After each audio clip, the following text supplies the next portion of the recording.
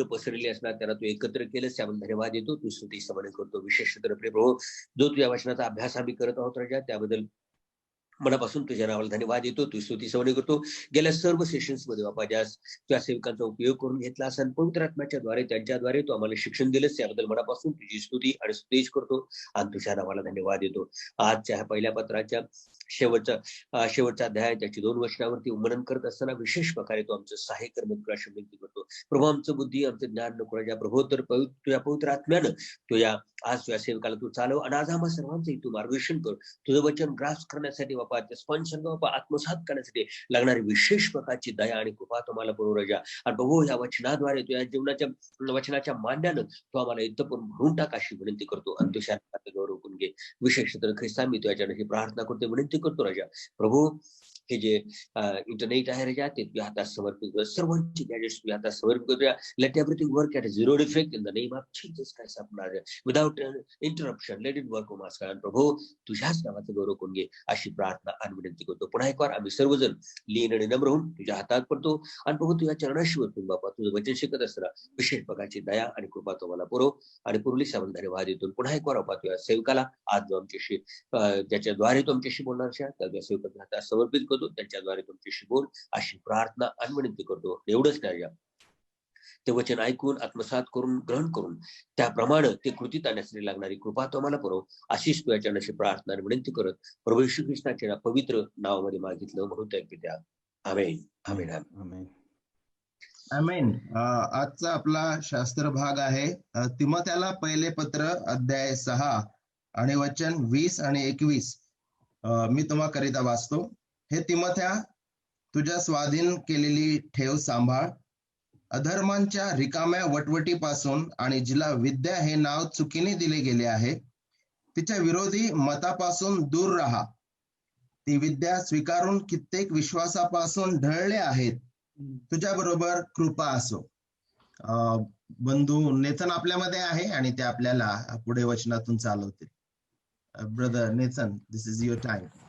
माझा मराठी इतकं चांगलं नाही आहे, तर मी हिंदीमध्ये बोलतो आणि पुण्याच्या लोकांसमोर मला मराठीमध्ये बोलण्यासाठी लाज येतो. तर मी मुंबईवरून बोलतोय, तर मी मुंबईचा मराठीमध्ये तुम्हाला बोलून काय हे नाही करणार. तर हिंदीमध्ये बोलू आज आपण.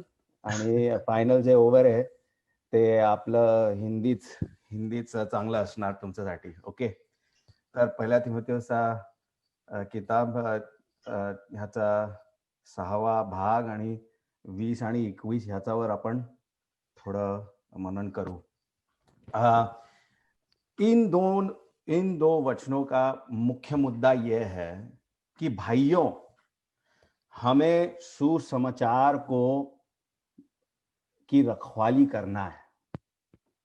भाइयों, हमें सुसमाचार का रखवाली करना है, प्रभु के वचन का रखवाली करना है. ये मुख्य मुद्दा है आज का. और ये 2 वचनों में पौलुस हमें ये बताएंगे कि ये सुसमाचार का रखवाली हम कैसे करें और कैसे करने के लिए कैसे करें. इसके लिए 3 मुद्दे बताएंगे. वो 3 मुद्दे बनाएंगे और क्यों करें और इसके लिए वो एक मुद्दा बताएंगे. ठीक है.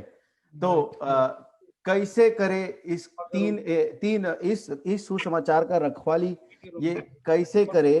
ये पहली बात तो हमें पहला मुद्दा ये है कि सुसमाचार का जो चरित्र है, सुसमाचार का जो संदेश है, ये एक दिया गया संदेश है. ये हम अपने खुद के मन से नहीं निकालते. तो इस दिया गया संदेश के नजदीक होकर हम इसकी रखवाली करते हैं. दूसरा इसकी रखवाली हम ऐसे करते हैं कि हम 2 चीजों से दूर रहते हैं. एक वो चीज जो लोग बड़बड़ाते हैं, बक करते हैं ज्यादा, जिनके बारे में उनको ज्ञान नहीं है, उसके बारे में, ये जगतीय चीजों के बारे में जो बक करते हैं, उनसे दूर रहना है. और तीसरा मार्ग कैसे हमें सुसमाचार की रखवाली करना है, तीसरा जो मार्ग है वो ये है कि जो लोग अपने आप को ज्ञानी समझते हैं मगर उनका ज्ञान प्रभु के विरोध में है, उनसे दूर रहना है। ठीक है, तो एक पॉजिटिव जैसे लेते हैं हम कि एक पॉजिटिव आज्ञा है कि सुसमाचार की रखवाली करो। कैसे? क्योंकि आपको सुसमाचार क्या है ये पता है, आपको दिया गया है।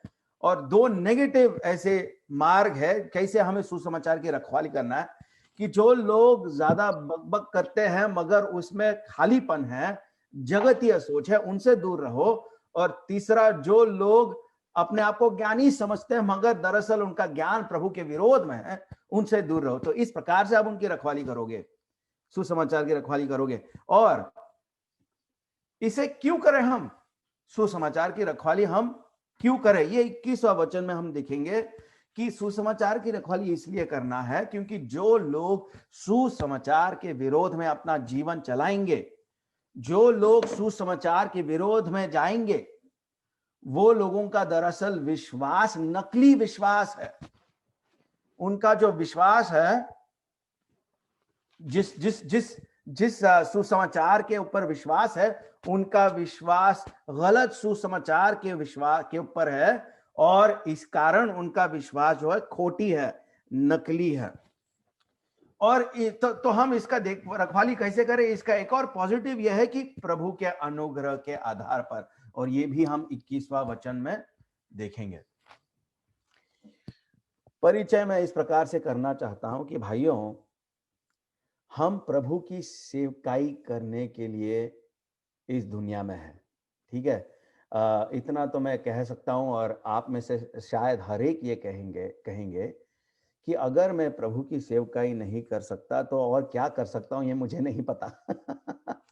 ऐसा लगता है कि भैया हमें इस दुनिया में प्रभु की सेवकाई करने के लिए रखा है।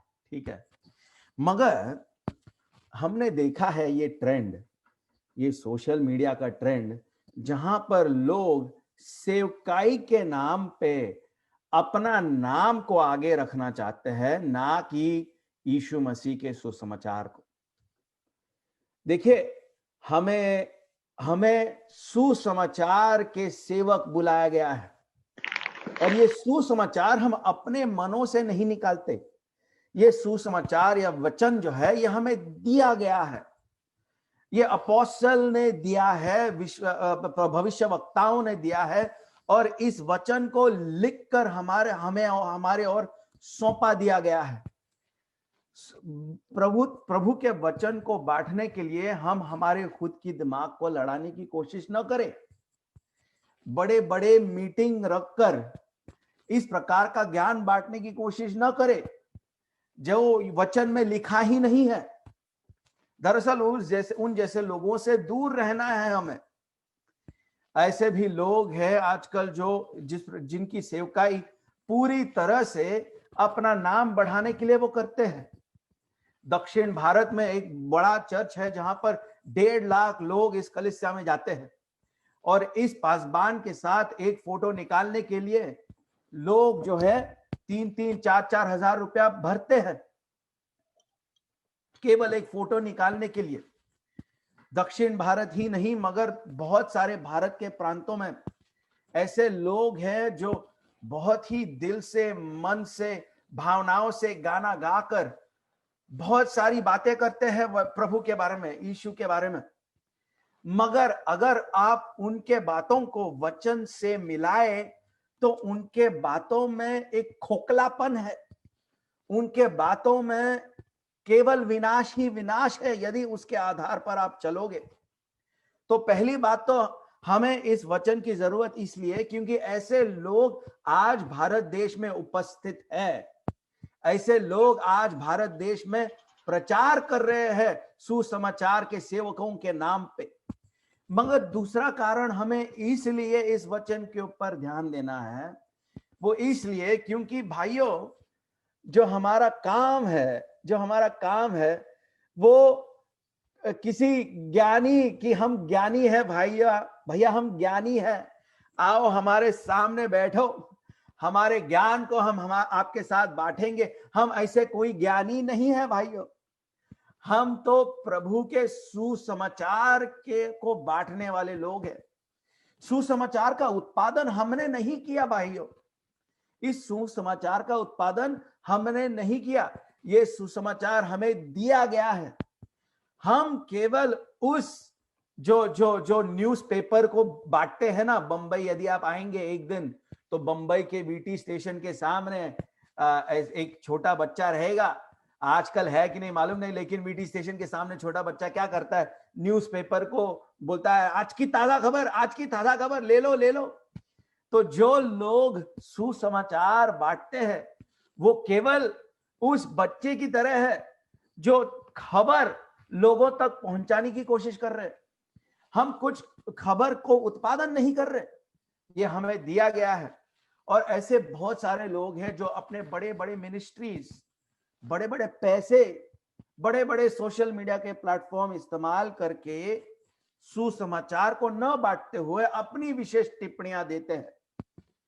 खुश रहने के 10 मार्ग, आर्थिक रीति से बढ़ने के लिए 5 मार्ग, आपके जीवन में शांति नहीं है, शांति के 4 मार्ग, ऐसे ऐसे शीर्षकों के का समाचार करके, सुसमाचार करके लोगों तक पहुंचा रहे हैं।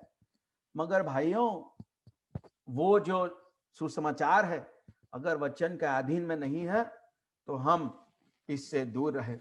ये दूसरा कारण है जो जिसके लिए हमें इन 2 वचनों के ऊपर ध्यान देना है। और तीसरा कारण यह है कि बहुत सारे लोग जो है वचन से दूर होकर ज्ञान के नाम पे अलग अलग मार्गों में जाकर अपना खुद का जीवन को उन्होंने विनाश किया। एक अंग्रेजी किताब है जो खास पासबानों के लिए लिखा गया है और वो किताब भी काफी अच्छा है। वो किताब का नाम है डेंजरस कॉलिंग। डेंजरस कॉलिंग आपने सुना होगा उस किताब का नाम, अगर आप अंग्रेजी पढ़ते हैं तो। और ये किताब जो है, ये किताब का मुख्य मुद्दा ये है कि जो लोग सेवकाई में आते हैं उनको सावधानी परखनी चाहिए, क्योंकि सेवकाई में आना ये एक बहुत ही गंभीर बात है, गंभीर उद्योग है सेवकाई में आना। इसे हम हल्के से न ले। प्रभु की सेवा करना मतलब ये गंभीरता से करना होता है। अगर हम और बाइबल में लिखा है कि अगर आप पासबान हो तो आपको 2धारी न्याय मिलेगा और आपको और 2धारी इनाम भी मिलेंगे। मगर ये गंभीर पद है जो हमें दिया गया है, गंभीर कार्य है जो हमें दिया गया है। तो ये जो किताब है उसका मुख्य मुद्दा यही है कि आपकी सेवकाई जो है गंभीरता से आप करो, इस बुलावट को आप हल्के से न लो। मगर इस किताब को जो लोग इस किताब को के बारे में अच्छे वाहवाही कर रहे हैं, किताब के पीछे उनके नाम लिखे हैं, वो जो 4 नाम लिखे हैं इस किताब को बेचने के लिए, जो 4 पासबानों ने अपना वाहवाही किया किताब के बारे में, इनमें से 3 जो पासबान है अपने आप को सेवकाई से उन्होंने निकाल दिया। अपने आप कैसे? अपने चरित्र के वजह से, या फिर उन्होंने जो वचन के अधीन न चलते हुए अपना जीवन को अलग मार्ग में ले गए इसके वजह से, या फिर प्रभु के सिद्धांतों से विरोध में जाके उन्होंने अपना सेवकाई को समाप्त कर दिया। तो उन 4 पासबानों से 3 पासबान जो इस सेवकाई की बुलावट के बारे में, किताब के बारे में जो वाहवाही कर रहे थे, इनमें से 3 पासबान अभी सेवा में नहीं रहे। तो इसका मतलब क्या है? इसका मतलब यह है कि भाइयों, हम कभी भी हमारा भी यही नतीजा हो सकता है यदि हम हमारे चरित्र, हमारे सुसमाचार, प्रभु के वचन के विरोध में चले जाएंगे। तो इसलिए ये 2 वचने जो है हमारे लिए काफी महत्व रखते हैं। तो इन वचनों का शुरुआत देखिए, पौलुस इस प्रकार से शुरू करता है, हे तिमुथियुस। अब ये जो 2 शब्द है, इनमें हमें पौलुस के भावनाओं को देखना चाहिए। पौलुस जो है वो पूरे मन से, पूरे दिमाग से, होशो आवाज में, पूरे होशो आवाज में तिमोथी को कुछ बता रहा है। वो हल्के से नहीं बता रहा है, या फिर वो दिमाग लगाकर तिमोथी को कुछ गंभीर बातें नहीं बता रहा है कि भैया ये जो है ये केवल आपके दिमाग के अच्छाई के लिए है, कि सुनो मैं क्या बता रहा हूं तुम्हें।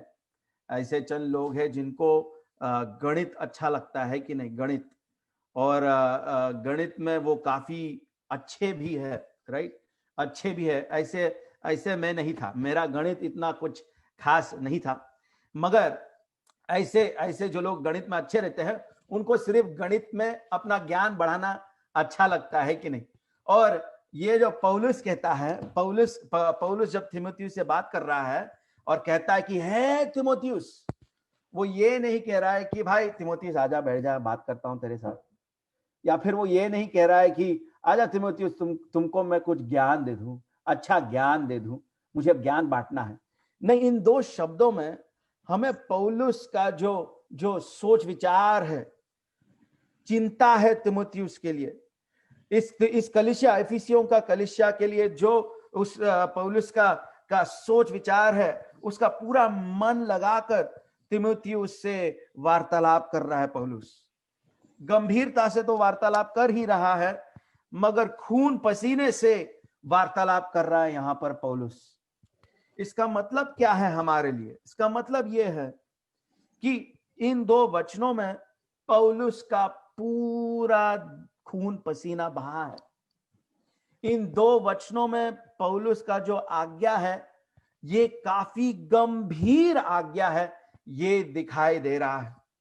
हे तिमोथियुस, ग्रीक भाषा में ऐसे हो तिमोथियुस कहते हैं।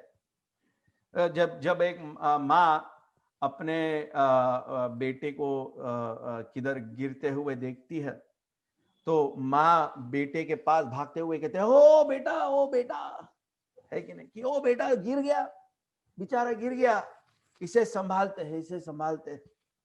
या फिर बेटा कुछ अच्छा कर बैठता है माँ के निगाहों में, तो माँ क्या बोलता है, बेटा, मेरा लाडला, मेरा बेटा। तो यही भावनाओं के साथ पौलुस इस वचन का शुरुआत करता है कि हो तिमोथियुस। और यही नहीं, जब पौलुस इन दो शब्दों से शुरुआत करता है, हे तिमोथियुस करके, उसका ये मतलब है कि मैं जो बताने वाला हूं ये तुम्हारे लिए काफी अर्जेंट है, काफी जरूरी है। सुनो, इसमें तुम देरी न करना। जो मैं तुम्हें करने बता रहा हूं, इसको जल्द से जल्द, तुरंत करना, क्योंकि जो मैं बता रहा हूं तुम्हें, ये अति आवश्यक है, ये बहुत ही जरूरी है। तो पौलुस जो तिमोथियुस से कह रहा है कि सुनो, जो बता रहा हूं मैं तुम्हें, ये बहुत ही जरूरी है, ये अति आवश्यक है, ये गंभीर है, ये तुम्हारे लिए मैं मेरे भावनाओं से बता रहा हूं, दिल से बता रहा हूं। हे तिमोथियुस। तो पौलुस क्या बता रहा है? पौलुस का आज्ञा क्या है? पौलुस का आज्ञा यह है कि इस धरोहर की रखवाली कर। अब यूनानी भाषा में रखवाली कर, ये आज्ञा दिया गया है, ये एक आज्ञा है, रखवाली कर।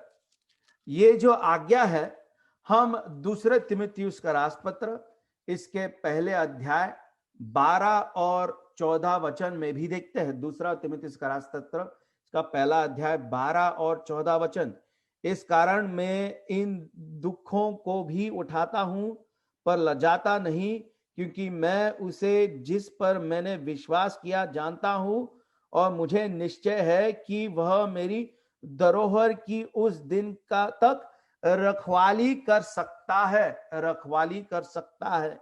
14 वचन, और पवित्र आत्मा के द्वारा जो हम में बसा हुआ है, इस अच्छी धरोहर की रखवाली कर। तो ये जो रखवाली करना है, इसमें दो प्रकार के मतलब निकल सकते हैं। एक तो हमें रखवाली करना, इसका मतलब यह है कि इसे खोना नहीं है, इसे खोना नहीं है, ठीक है। और रखवाली करना दूसरा मतलब, रखवाली करने का दूसरा मतलब यह है कि इसे भ्रष्ट नहीं करना है, इसे भ्रष्ट नहीं करना है, रखवाली करना है, ठीक है। अच्छा, तो जब जब मैं छोटा बच्चा था तो मम्मी मुझे मार्केट भेजती थी। मार्केट भेजने पर वो कहती कि जाओ 1 किलो टमाटर लेके आओ, और हाथ में 20 या 30 रुपया थमाती थी। अब उन दिनों में कितना था टमाटर 1 किलो का मालूम नहीं मुझे, लेकिन मैं दौड़ता था, मार्केट जाता था, 1 किलो टमाटर खरीदता था और वापस घर पे आता था। और घर पे आने के बाद मम्मी पूछती थी बाकी के पैसे कहाँ हैं, बाकी के पैसे कहाँ हैं। अब बहुतायत में बाकी के पैसे के साथ वड़ा पाव खा के पेप्सी पीता था, लेकिन बहुतायत में मेरा दिमाग नहीं चलता था ठीक से, तो कितने पैसे दिए मम्मी ने वो मैं नहीं देखता था। तो एक दिन ऐसा हो गया कि मम्मी ने हाथ में 100 रुपया थमा दिए और मम्मी ने कहा मुझसे कि जाके टमाटर लाओ, 1 किलो का कितना 20 रुपया शायद होगा करता था, या 10 रुपया, मालूम नहीं। लेकिन बाकी के पैसे मैं तो भूल ही गया, खो दिया मैंने बाकी के पैसे को। और मम्मी ने मुझे उस दिन इतना प्यार किया, उतना प्यार मुझे आज तक नहीं मिला। और मम्मी मार्केट वापस चली गई और उस बंदे से पूछी कि मेरा बेटा ने आपको 100 रुपया दिया, बाकी का पैसे किधर है। वो बंदे ने मेरी मम्मी से कहा कि नहीं, उसने 100 रुपया नहीं दिया, 20 रुपया दिया उसने मुझे। तो ऐसा है कि पैसे हमने खो दिया, और पैसे के मूल्य, जो मूल्य पैसा था हमारे हाथ में 80 रुपए बाकी के, उससे जो कुछ होने वाला था वो अभी नहीं हो पाया, वो पैसे खो गए। इसी रीति से ये जो धरोहर है उसकी रखवाली करने का मतलब यह है कि इसे खोना नहीं है, इसके जो हमारे ऊपर असर है उसे खोना नहीं है, इसके अंदर जो वचने हैं, इसके अंदर जो आज्ञा है उसे खोना नहीं है, उसकी रखवाली करना है। मगर दूसरा इसका मतलब यह भी निकल सकता है, इसे भ्रष्ट नहीं करना है, भ्रष्ट नहीं करना है, इसकी रखवाली करना है। अब वापिस मैं एक और उदाहरण देता हूं आपको। मम्मी कभी कभी मुझे अंडे खरीदने भेजती थी, और पहले बार मुझे याद है मैं अंडे खरीदने गया, और अंडे खरीदने के बाद एक प्लास्टिक के थैली में अंकल ने मुझे, तब प्लास्टिक का बैन नहीं था, प्लास्टिक के थैले में मुझे अंकल ने अंडे दिए, और मैं प्लास्टिक के थैली को लेकर ऐसे घुमा घुमा कर बॉलिंग करके मैं लेके जा रहा था घर पे। और जब मैं घर पे पहुंच गया तो 3-4 अंडे फूट गए। मैं छोटा बच्चा था तो मम्मी ने मुझे छोड़ दिया, लेकिन फिर दूसरी बार मम्मी ने बोला कि नेक्स्ट टाइम तुम अंडे लाओगे तो संभाल के लाना, क्योंकि इस अंडे को तुम तोड़ सकते हो, इसे संभालना है, इसकी रखवाली करना है। तब से मैं जब भी अंडा लेता हूं तो ऊपर ऐसे पकड़ के लेके जाता हूं, ताकि नीचे पैर को ना लगे या किसी और को ना लगे, ताकि इसको मैं संभाल के रख सकूं। ये अंडे जो है 100%, 60%, अगर 12 अंडे लेके जा रहा हूं तो 12 के 12 मम्मी के हाथ में पहुंचने चाहिए। इसी प्रकार से सुसमाचार को भी हमें रखवाली करना है।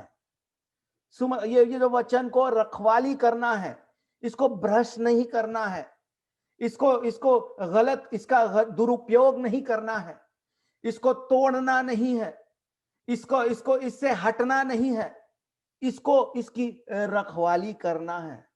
तो ये दो मतलब निकलते हैं रखवाली करने का। अच्छा, ये धरोहर क्या है? धरोहर के 3 मतलब हो सकते हैं।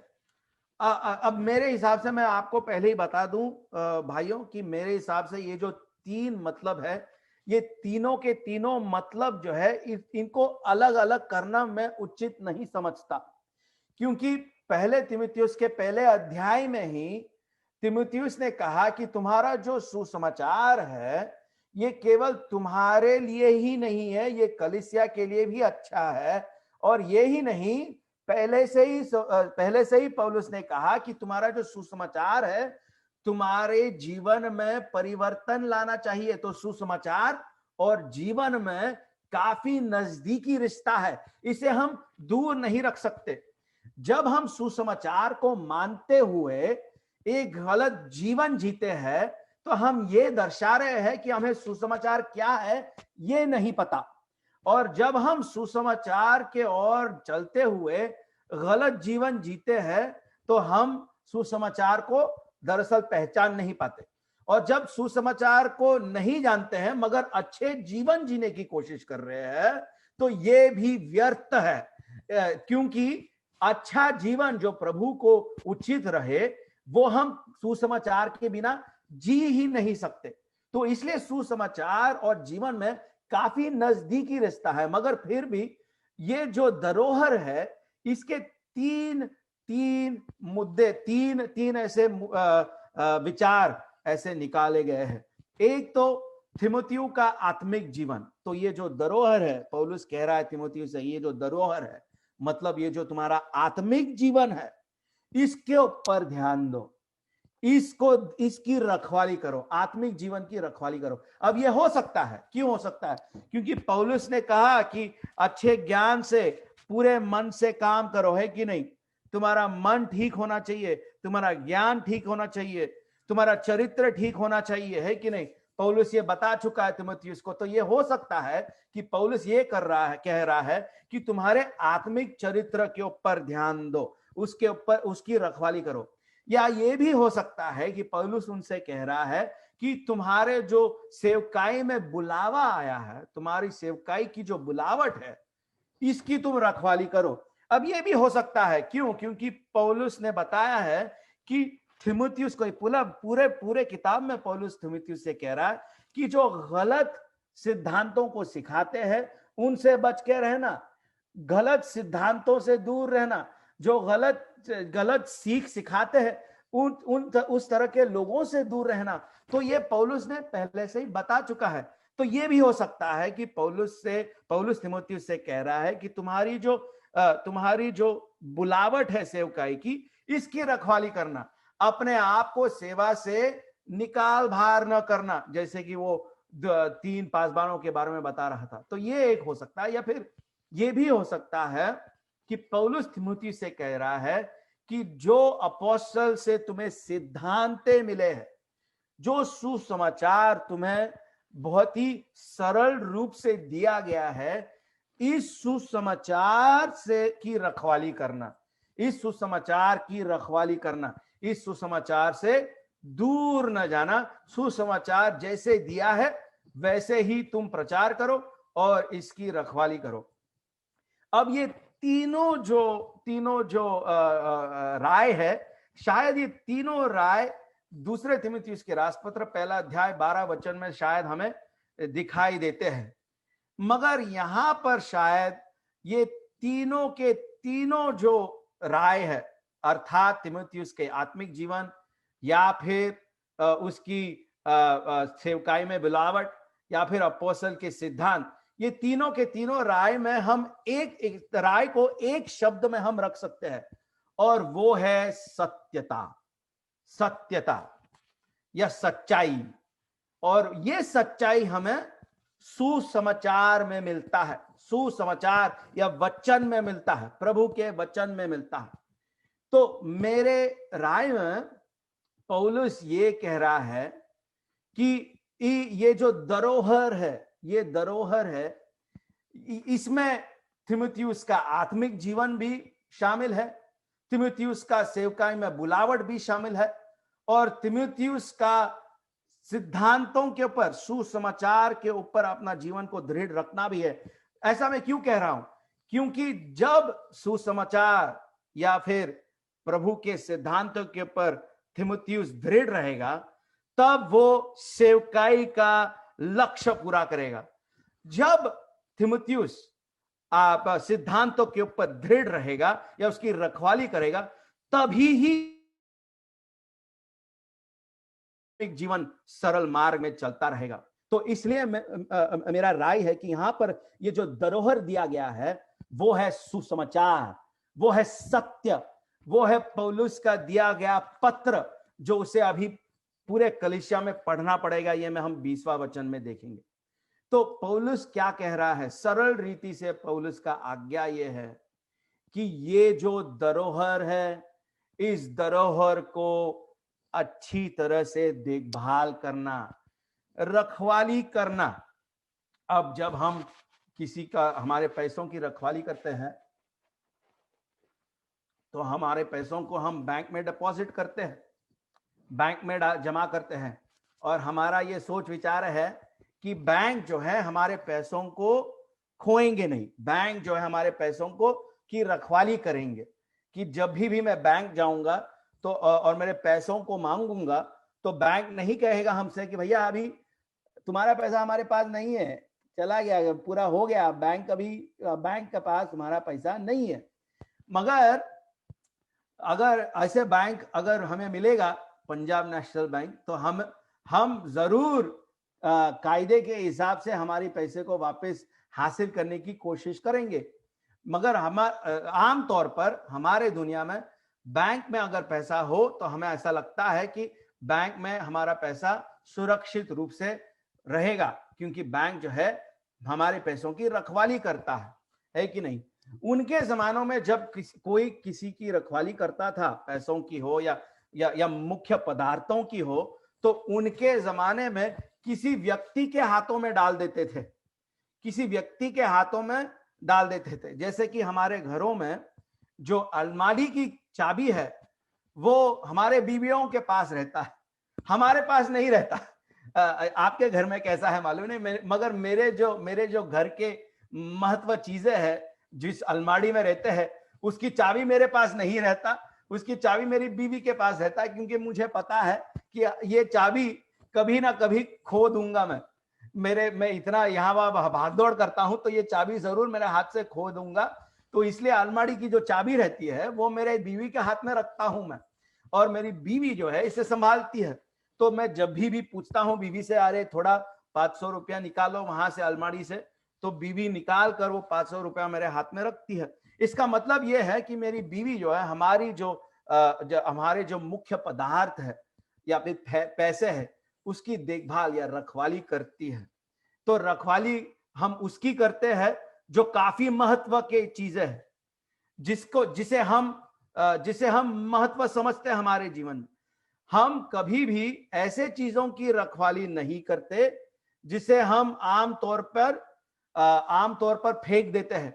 हम केवल खजानों की रखवाली करते हैं, है कि नहीं? तो ये जो धरोहर है इसके हम रखवाली इसलिए कर रहे हैं, और मेरे हिसाब से जैसे मैंने कहा ये सुसमाचार, ये प्रभु का पवित्र वचन है, यह सिद्धांत है जो पौलुस ने तीमुथियुस को सिखाया है। तो हम इस धरोहर की रखवाली इसलिए करते हैं क्योंकि ये धरोहर जो है ये हमारे लिए एक खजाने जैसे है, एक आकार जैसे है। इसे हम खोना नहीं चाहते। ये हमारे लिए बहुत ही महत्वपूर्ण जैसे चीज है, ये महत्वपूर्ण संदेश है, ये महत्वपूर्ण सुसमाचार है, इसलिए हम इस धरोहर की रखवाली करते हैं। तो ये आज्ञा है पौलुस का तीमुथियुस के लिए। अब आप कहेंगे ये केवल तीमुथियुस के लिए है या फिर ये हमारे लिए है? इसका शीर्षक जो है डायरेक्ट पौलुस ने तीमुथियुस को बताया है, मगर आप अगर 21वां वचन पढ़ेंगे तो ये जो तुम पर अनुग्रह होता रहे तुम पर, ये जो तुम है ये केवल तीमुथियुस की ओर नहीं जा रहा है। ये जो है ये जो तुम है, ये तुम जो शब्द है ये बहुवचन है। इसका मतलब क्या है? इसका मतलब ये है कि पौलुस का ये इच्छा था कि ये जो पत्र है ये पूरा इफिसियों का कलीसिया के सामने वो पढ़े। तो इसीलिए मेरे हिसाब से ये जो आज्ञा है कि इस धरोहर की रखवाली करने का जो आज्ञा है ये हम पर भी लागू होता है, हम पर भी लागू होता है। ये जो प्रभु का सिद्धांत है क्या आपके लिए ज्यादा मायने रखता है? ये जो प्रभु का सिद्धांत है क्या आपके लिए महत्व है? ये जो प्रभु का सुसमाचार है क्या आपके लिए एक खजाना है? सुसमाचार का अगर रखवाली करना है तो पहली बात तो सुसमाचार को जानना है भाइयों। आजकल मैं देखता हूं कि अगर हम सुसमाचार क्या है हम किसी से पूछे तो सुसमाचार का वर्णन करने भी किसी को नहीं आता। तो सुसमाचार क्या है? सुसमाचार ये है कि हम भटके हुए लोग हैं, भ्रष्ट लोग, मरे हुए लोग, हमारे पापों में मरे हुए लोग, और हमारे पाप से हम खुद ब खुद उद्धार नहीं पा सकते, मोक्ष नहीं पा सकते। हम हमारे पापों के कारण प्रभु के क्रोध के योग्य है और न्यायी रूप से अनंत काल के नरक के योग्य है। मगर प्रभु अपने दया दृष्टि के वजह से, अपने करुणा के वजह से, अपने अनुग्रह के वजह से हमें चुनते हैं। और कैसे चुनते हैं? अपने इच्छा अनुसार, हमारे वजह से नहीं मगर अपने इच्छा अनुसार हमें चुनते हैं। और हमें चुनने पर हमारा जो पाप का मुबदला है वो पूरी तरीके से भर देते हैं। जो भूतकाल का पाप का मुबदला, वर्तमान काल का पाप का मुबदला और भविष्य का पाप का मुबदला, उसका पूरी तरह से वो मुबदला चुका देते हैं। और प्रभु यीशु मसीह के क्रूस पर मरे जाने पर और जी उठने पर उन्होंने पाप का मुबदला चुका दिया। उसके द्वारा हम प्रभु यीशु मसीह के द्वारा और केवल प्रभु यीशु मसीह के द्वारा हम नीतिमान ठहराए जाते हैं, नीतिमान करार किए जाते हैं, हमारे कामों के आधार पर नहीं मगर स्वयं प्रभु के अनुग्रह के वजह से। और इसलिए प्रभु हमें अंधकार से निकालकर अनुग्रह से एक जीवित जीवन देते हैं, हमें एक नया जीवन देते हैं जिसके आधार पर हमारा जीवन हम इस जगत में जीते हैं। तो भाइयों, सुसमाचार जानना है हमें और सुसमाचार का प्रचार करना है सरल रीति से। हमें किसी भी प्रकार से रचनात्मक नहीं होना है, सुसमाचार के साथ रचनात्मक नहीं होना है। प्रभु को ऐसे जो प्रचारक नहीं चाहिए जो करिश्मई है, जो जोर जोर से चिल्ला सकते हैं, जिनका आकार बहुत बड़ा है, जिनका बॉडी है, जिनका पास पैसा है, जिनका बड़ा मिनिस्ट्री है। प्रभु केवल ऐसे प्रचारकों को नहीं बुलाते हैं। प्रभु ऐसे प्रचारकों को बुलाते हैं जो सरल रीति से, सीधे रूप से, बिना रचनात्मक होते हुए प्रभु का सुसमाचार बांटे। तो प्रभु का सुसमाचार का रखवाली करने का ये एक मुद्दा है कि सुसमाचार जानो और केवल सिद्धांत, प्रभु के सिद्धांत और प्रभु के सुसमाचार को बांटो और कुछ भी नहीं।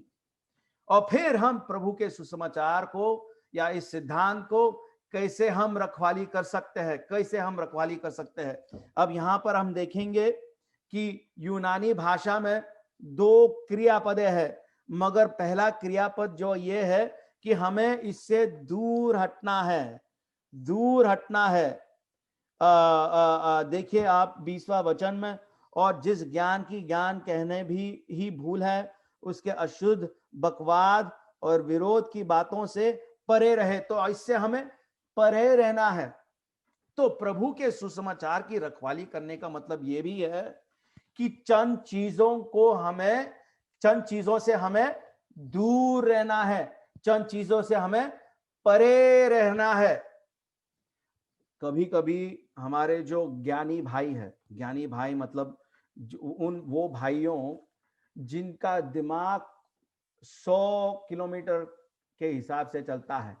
भाइयों, मैं आपसे कह दूं कि मेरा दिमाग तो इतना तेज नहीं है, मगर जो हमारे भाई है ना, जिनका दिमाग 100 किलोमीटर के हिसाब से चलता है, कभी कभी वो ये भूल करते हैं कि जो भी गलत सिद्धांत है इसे हम जान ले भैया, इसे हम जान ले, और गलत सिद्धांतों को जानकर हम दिन ब दिन घंटे भर कैसे इन गलत सिद्धांतों का विरोधाभास करे, इसके ऊपर मनन करते करे। अब मैं इतना कह सकता हूं कि गलत सिद्धांतों का विरोधाभास करने में कोई हर्ज नहीं है। आप गलत सिद्धांतों को दूर कर सकते हैं, गलत सिद्धांतों से आपके मंडली को सुरक्षा दे सकते हैं, आपके कलीसिया को सुरक्षा दे सकते हैं और उसे जान ले सकते हैं। मगर कभी कभी जब हम गलत सिद्धांतों के ऊपर ध्यान देते हैं तो हमारा खुद का विश्वास हड़बड़ा जाता है, हमारा खुद का सुसमाचार पर जो विश्वास है वो हड़बड़ा जाता है।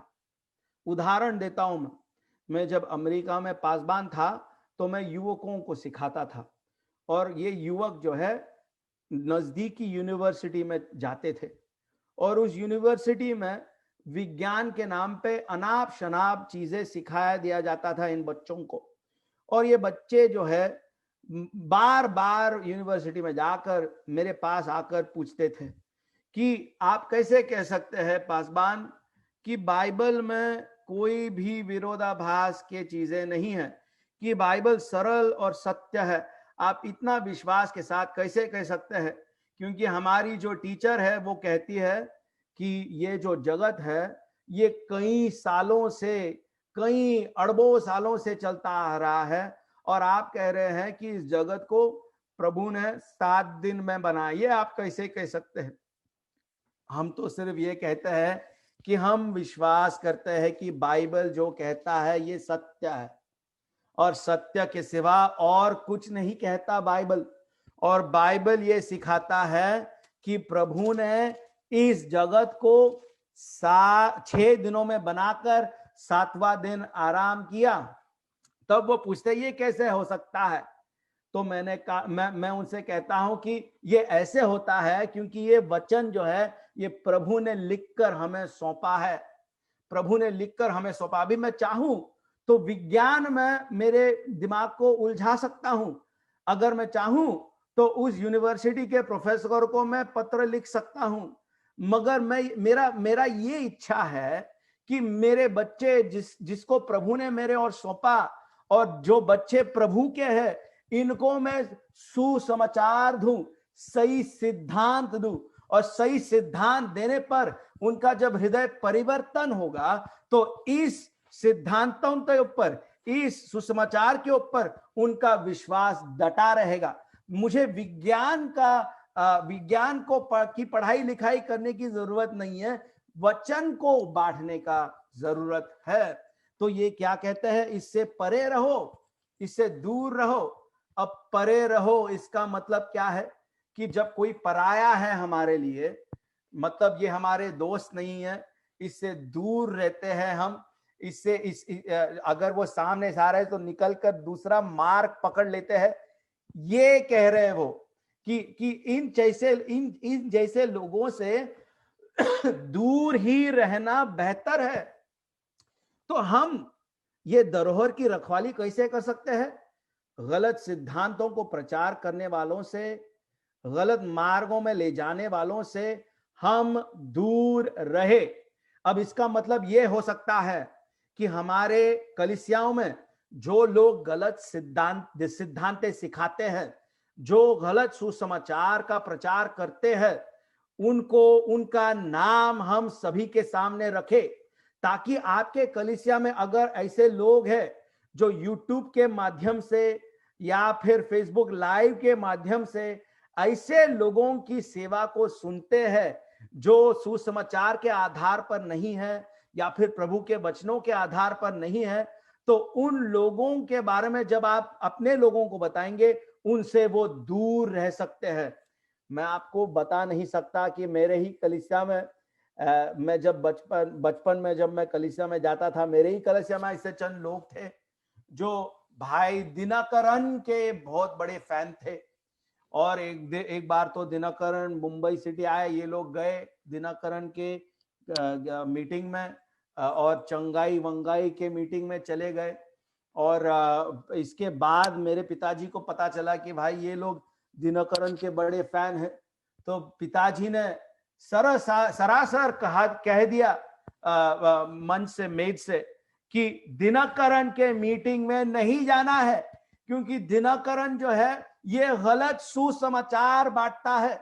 दिनकरन तो इतना भी कह चुका है कि वो स्वर्ग जा चुका है और यीशु मसीह से वार्तालाप कर चुका। अभी वो हमारे बीच में नहीं रहे, मगर उस जमाने में बहुत बड़ा हुआ करते थे। तो कभी कभी धरोहर की रखवाली करने का मतलब ये भी है कि जो लोग गलत सिद्धांत सिखा रहे हैं, गलत सुसमाचार सिखा रहे हैं, उनसे परे रहे। उनका नाम लेकर अपने लोगों से कहे कि भाइयों, इसके ऊपर, इन चीजों के ऊपर आप ध्यान न दो, उन लोगों के ऊपर ध्यान न दो, आपका पैसा उनके मिनिस्ट्री को न दो, क्योंकि उनके मिनिस्ट्री को अगर आप पैसे दोगे तो इसका मतलब आपका उनके साथ मेल मिलाप है, आपका उनके साथ एक सुसमाचार के आधार पर मेल मिलाप है, और सच्चाई का झूठ के साथ मेल मिलाप नहीं हो सकता। तो इसलिए उनसे परे रहना है। अच्छा, किस प्रकार के लोगों से परे रहना है? कहते हैं दो चीजें करना है, दो प्रकार के लोगों से परे रहना है। पहला हम हिंदी में तीसरा जो वाक्य है उसे देखेंगे। उसके अशुद्ध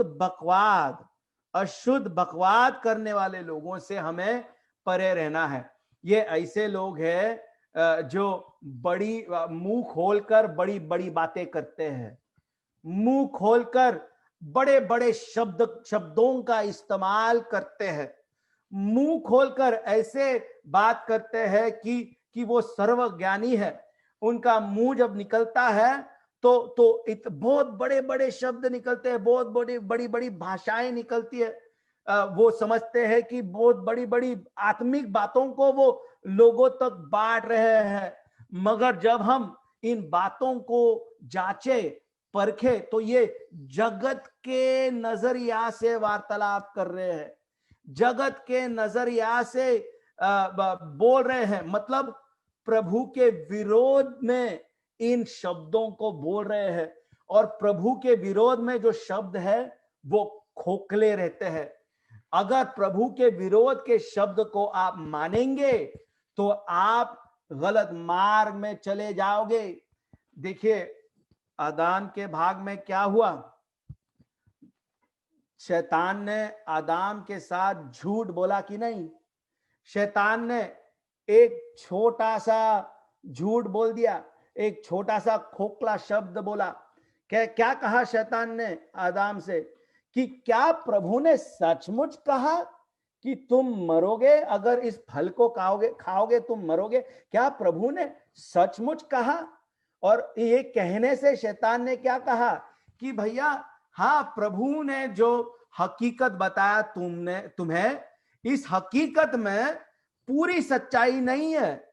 इस हकीकत को छोड़ दूसरा हकीकत है, और इस अंदरूनी हकीकत के ओर मैं तुम्हारे दिमाग में प्रकाश डाल रहा हूं। तो शैतान ने आदाम को ये दूसरा हकीकत दिखाकर उसका प्रभु के मार्ग से उसे हटा दिया। और प्रभु के मार्ग से जो हटता है वो विनाश की ओर जा रहा है, वो खोखलापन के ओर जा रहा है। पाप भी खोखला है। पाप ऐसे वाचाएं करते आपके साथ, बड़ी बड़ी बातें करता है पाप आपके साथ, मगर पाप में जब आप गूंजते हो तो आप खोखलापन महसूस करते हो, आप अपने जीवन में खोखलापन महसूस करते हो। तो ऐसे लोगों से दूर रहो जो बड़ी बड़ी बातें तो करते हैं मगर ये अशुद्ध बकवाद करते हैं, अशुद्ध बातें करते हैं, खोखले बातें करते हैं। इन बातों में ये प्रभु के विरोध के बातें करते हैं। और फिर और क्या करते हैं ये लोग? और क्या करते हैं ये लोग? विरोध की बातें करते हैं। अब ये इस प्रकार से कह रहे हैं कि जो प्रभु है या प्रभु का नजरिया है, प्रभु के नजरिया से के विपरीत वार्तालाप करते हैं ये लोग। प्रभु का नजरिया कैसे मिलता है? सुसमाचार के आधार पर, प्रभु के सिद्धांतों के आधार पर। मगर ये लोग आकर प्रभु के सिद्धांतों के विपरीत या विरोध में दूसरे सिद्धांत सिखाते हैं। अब इस वचन में, इस पत्र में ये दूसरे सिद्धांत क्या है, इसका पूरी तरह से वर्णन नहीं किया गया है। चंद लोग नॉस्टिसिज्म कहते हैं इसे, मगर ये सचमुच यहाँ पर पौलुस का ये नजरिया है, इसके ऊपर ये हम डट कर नहीं कह सकते। मगर ये लोग जरूर प्रभु के विरोध में बातें करते हैं, प्रभु के विरोध में बोलते हैं, ये गलत प्रकार के सिद्धांत सिखाते हैं, गलत प्रकार के मार्ग में ले जाते हैं। इनसे दूर रहो, इनसे परे रहो। तो प्रभु के धरोहर की रखवाली कैसे करते हैं? हम अशुद्ध बकवाद करने वाले लोगों से दूर रहते हैं, हम प्रभु के विरोध की बातें करने वाले लोगों से परे रहते हैं। मगर उनसे भी परे रहते हैं तो देखिए 20वां वचन, जिस ज्ञान की ज्ञान कहना ही भूल है। तो ये लोग जो बोलते हैं, जो बातें करते हैं, ये लोग अपने आप को ज्ञानी समझते हैं, ज्ञानी समझते हैं, अपने आप को प्रभु के वर्ता समझते हैं, अपने आप को गलत रूप से प्रभु के ज्ञानी समझते हैं। ऐसे लोग क्या हमारे जमाने में है? हाँ जरूर है, जो अपने आप को ज्ञानी समझते हैं। भैया पीएचडी के बगल में और 2-3 पीएचडी डालते हैं, डीमिन, और नाम के आगे ही नहीं, नाम के पीछे ही नहीं, नाम के आगे भी रेवरेंड डॉक्टर रखते हैं लोग। ये सब क्यों करते हैं हमारे इधर? ये बताने के लिए कि भैया मैं ज्ञानी पंडित हूं, मैं ज्ञानी प्रचारक हूं, मेरा सुनो, मेरे पास आओ, मेरे नीचे बैठो। अगर हम ऐसे लोगों को मंच पे बुलाएंगे, वो कभी भी हिचकिचाएंगे नहीं। मगर ऐसे लोगों को, जिनका रेवरेंड होना बहुत ही महत्व है, जिनका डॉक्टर होना बहुत ही महत्व है, जिनका पीएचडी होना बहुत ही महत्व है, ऐसे लोगों को मेज पर अगर हम नहीं बुलाएंगे गलती से भी, तो जरूर ये लोग कानाफूसी करेंगे, जरूर ये लोग हमें लेटर लिखेंगे कि ब्रदर आपने तो हमें नहीं बुलाया। ऐसे लोगों को अपना ज्ञान के ऊपर ज्यादा विश्वास है। प्रभु के सुसमाचार को छोड़, प्रभु के सुसमाचार से परे रहते हैं ये लोग, अपने ज्ञान को बांटने की कोशिश करते हैं। सुख पाने के 4 मार्ग, हाँ, शांति पाने के 10 मार्ग। क्या आप खुशी होना चाहते हो, खुशी रहना चाहते हो, तो मेरे सेमिनार में आ जाओ भैया। सेमिनार में मैं सिखाऊंगा कि कैसे खुश रहना है जीवन में। वैवाहिक जीवन अच्छा नहीं है आपका, अच्छा आ जाओ मेरे पास, मेरा वैवाहिक जीवन अच्छा है, मेरा किताब खरीदो 300 रुपया का और मेरे सेमिनार में आओ, मैं तुम्हें बताऊंगा कि आपका वैवाहिक जीवन कैसे होना। भाइयों बहनों, हमें सुसमाचार के अलावा, प्रभु के सिद्धांत के अलावा और किसी की जरूरत नहीं है। क्यों? क्योंकि 16 स्क्रिप्टुरा, ये जो प्रभु का वचन है, इसका ये अधिकार है हमारे ऊपर, और ये अधिकार के अलावा और किसी की हमें जरूरत नहीं है। तो ये लोग अपने आप को ज्ञानी ठहराते हैं, मगर ये गलत ज्ञान है। ये इनका ज्ञान दरअसल ज्ञान ही नहीं, प्रभु का ज्ञान ही नहीं, प्रभु के विरोध वाला ज्ञान है। इससे दूर रहो, इससे परे रहो। तो धरोहर की रखवाली कैसे कर सकते हैं? ये जो ज्ञानी लोग अपने आप को ज्ञानी बुलाते हैं, इनसे परे रहो, इनसे दूर रहो। और 21वां वचन में हम क्यों इसे करें? ये जो धरोहर की रखवाली क्यों करें? क्योंकि कितने इस ज्ञान का अंगीकार करके विश्वास से भटक गए हैं, कितने इस ज्ञान का अंगीकार करके विश्वास से भटक गए हैं। अब इसका कौन सा ज्ञान? ये जो ज्ञान, ये सच्चाई के निकट आने वाला ज्ञान सुसमाचार नहीं, ये वो ज्ञान है जो ये लोग अपने आप को ज्ञानी समझकर ज्ञान बांटते रहते हैं, मगर ये गलत ज्ञान है, ये खोटा ज्ञान है, ये जो है ये डुप्लीकेट ज्ञान है, प्रभु का ज्ञान नहीं है, ये नकली ज्ञान है। और ये ज्ञान के आधार पर अगर आप चलोगे तो सीधा नरक में जाओगे। ये क्या कहता है 21वां वचन में? कितना इस ज्ञान का अंगीकार करके, अंगीकार मतलब उन्होंने इसे स्वीकारा, इसका प्रचार किया, इस ज्ञान का, जिस ज्ञान, ये गलत ज्ञान का प्रचार किया, ये गलत ज्ञान को अपनाया, ये गलत ज्ञान का अंगीकार किया, स्वीकारा, इसे अपनाया और प्रचार किया, लोगों को बांटा ये ज्ञान उन्होंने। ये लोगों ने इस ज्ञान का अंगीकार करते हुए विश्वास से भटक गए हैं, विश्वास से भटक गए हैं। अब इसका क्या मतलब है? अगर आप यूनानी भाषा में इसके ऊपर ध्यान दोगे तो ये जो विश्वास शब्द है, इसका प्रभु के सुसमाचार के साथ नाता है, अर्थात क्रिस्ती विश्वास के साथ नाता है, अर्थात सच्चाई के साथ नाता है। इसलिए मैंने कहा कि ये जो धरोहर है, ये दरअसल क्रिस्त विश्वास है या सुसमाचार है या फिर सच्चाई है। तो ये लोग जो है प्रभु के सच्चाई से दूर हो गए। इसका मतलब क्या है? इसका मतलब क्या है? क्या ये लोग एक जमाने में इनका उद्धार हुआ, अब उद्धार नहीं हो रहा?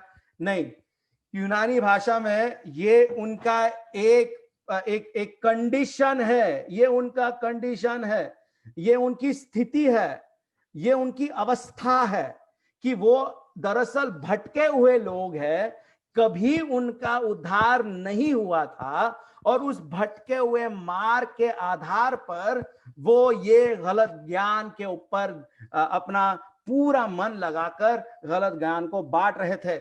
इसका मतलब क्या है? उनका कभी उद्धार हुआ ही नहीं। भाइयों और बहनों, या बहन नहीं है, भाइयों, मैं आपसे कह दूं कि कितना सावधानी परखना चाहिए हमें कि हमारे ही कलीसिया में शायद ऐसे लोग हो सकते हैं जो बड़ी बड़ी बातें कर सकते हैं, बड़ी बड़ी ज्ञान की बातें कर सकते हैं, मगर उनका उद्धार हुआ ही नहीं, विश्वास में वो डटे ही नहीं है। हमें कितना प्रभु का सुसमाचार हर रोज, हर रविवार उन तक पहुंचाना चाहिए, ताकि हमारे कलीसिया में एक भी ऐसा व्यक्ति न हो जो रविवार के रविवार हमारा संदेश सुनते हुए भी नरक के ओर जाता हो। तो इसलिए ये लोग ऐसे लोग हैं जो अपने आप को ज्ञानी समझते हैं, मगर दरअसल भटके हुए लोग हैं, विश्वास से भटके हुए लोग हैं, क्रिस्त जीवन से भटके हुए लोग हैं, सुसमाचार से भटके हुए लोग हैं। तो ये नतीजा होता है जब हम या हमारा धरोहर की रखवाली नहीं करते। ये नतीजा होता है उनका जो गलत ज्ञान को अंगीकार करते हैं। और ये सभी भाइयों तब कर सकते हैं जब प्रभु का अनुग्रह हमारे ऊपर हो। देखिए, तुम पर अनुग्रह होता रहे। हम प्रभु की धरोहर की रखवाली हमारे खुद के बलबूते पे नहीं कर सकते। हम प्रभु की धरोहर की रखवाली हमारे खुद के ज्ञान के आधार पर नहीं कर सकते। हम प्रभु की धरोहर की रखवाली केवल और केवल उनकी अनुग्रह के आधार पर कर सकते हैं। सोला ग्राशिया। भाइयों और बहनों, मैं आपसे कह दूं कि आपका क्रिस्ती जीवन जो है शुरुआत से लेकर अंत तक केवल और केवल प्रभु के अनुग्रह के वजह से ही चलता है। बिना प्रभु के अनुग्रह के हम कहीं के नहीं रहे।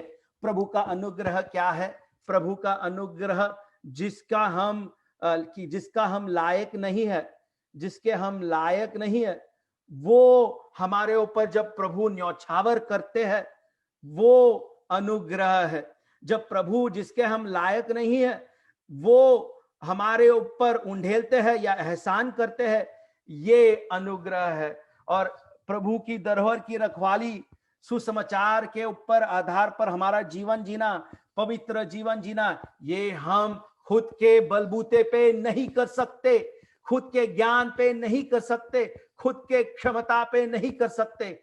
प्रभु के अनुग्रह के आधार पर ही हम प्रभु की धरोहर की रखवाली करें। भाइयों, यहाँ पर इतने सारे भाइयों हैं, मेरी प्रार्थना यह है, प्रभु से गुजारिश यह है कि हम में से हर एक प्रभु के सुसमाचार के ऊपर दृढ़ रहे। हमारे आखिरी सांस तक प्रभु के वचन को हम बिना हिचकिचाहट कर के बांटते रहे। पहले थिमुथियुस से हमने सीखा कि हमारा चरित्र भी काफी मायने रखता है हमारी सेवकाई में, सिद्धांत भी काफी मायने रखता है हमारी सेवकाई में। तो इसलिए भाइयों, वापसी में अंत में यह कहना चाहता हूं कि प्रभु के इस धरोहर को की रखवाली करो, प्रभु की इस धरोहर की रखवाली करो। आमीन।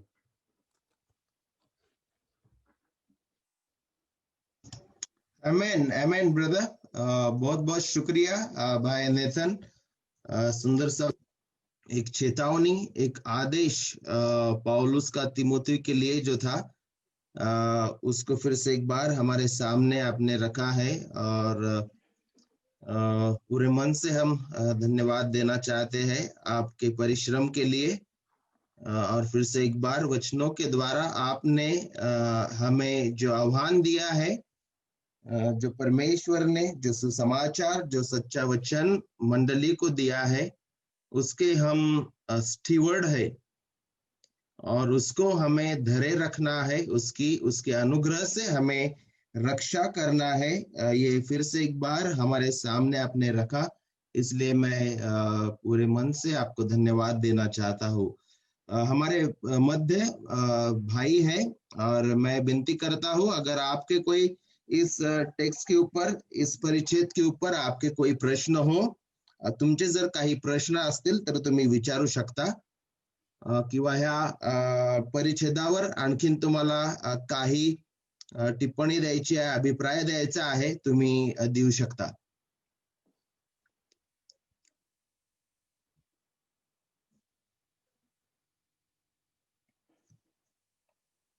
तुम्ही अनम्यूट करू शकता तुमचा मोबाईल, आणि डायरेक्ट तुम्ही विचारा, किंवा मग तुमचा प्रश्न इथे तुम्ही पोस्ट करू शकता चॅट मध्ये।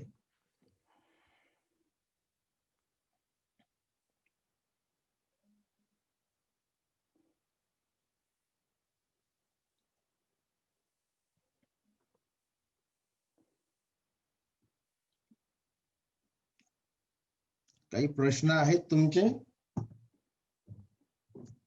मुझे लगता है कि जिस तरह से भाई नेथन इन्होंने सुंदर रीति से उन्होंने एक्सप्लेनेशन दिया है, तो मुझे लगता है कि सभी को समझ में आया है कि सेंट्रल आइडिया क्या है, मुख्य मुद्दा क्या है, और पौलुस तीमुथियुस को क्या बता रहा है, और मंडली के लिए क्या आदेश और कर्तव्य है।